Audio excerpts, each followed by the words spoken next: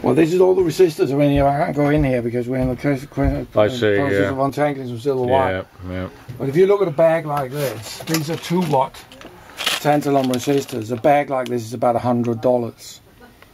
That's more than that. Yeah, it's about $140 for a bag like this.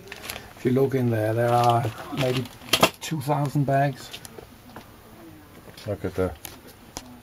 And that's just the 2 watts, and there's 1.5 watts as well. In that room, there's about $750,000 worth of resistors.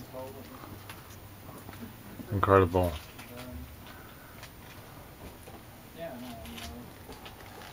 Quality, not quantity. Right along, as we say. Moving right along. Now, this room used to be full of tubes. But I have so many now that I have a 3-story building, which is about 2,000 square feet, which is essentially full all the way to the top.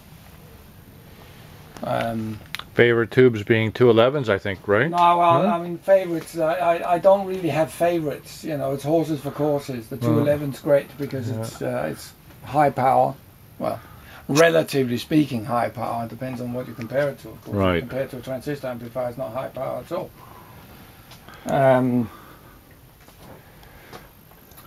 This is a Westrex cutter head. Yeah. These will cut records. I have every intention of making the best records as well when I get that far. We're going to change all the electronics. This is the electronics for this, but this is all going to be... Yeah, that's a classic machine. Well, this is very classic. Yeah, sure is. This is still, to this day, probably the best of the cutter heads. Yep. Or the cutting lathes. This is sculling. And against the wall here we have wire. Well, they're all the silver wires. I hold all the silver wire stock down here. Needless to say, there's a lot of money's worth here. You need a guard at the door. No, I don't. You can't break into this place. Impossible to get in. So there you go.